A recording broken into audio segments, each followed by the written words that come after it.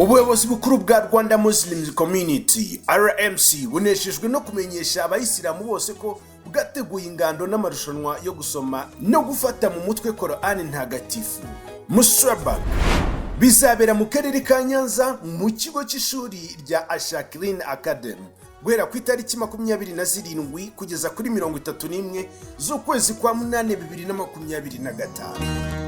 Izo ngando n'amarushanwa bizabanzirizwa n'amajonjora azakorerwa mu turere twose hagati ya tariki ya 18 na 24 z'ukwezi kwa 8, aho abazahiga abandi muri ayo majonjora aribo bazahagararira uturere twabo muri izo ngando n'amarushanwa.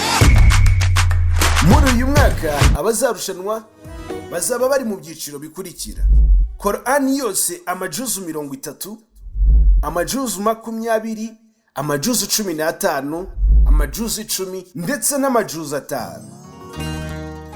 Ubuyobozi bukuru bwa RMC buboneyeho umwanya wo gushishikariza ababyifuza kwihutira kwiyandikisha mu turere twabo kugira ngo bazitabira ayo majonjora, kuko ariyo azafasha mu gutoranya abazitabira izo ngando n'amarushanwa.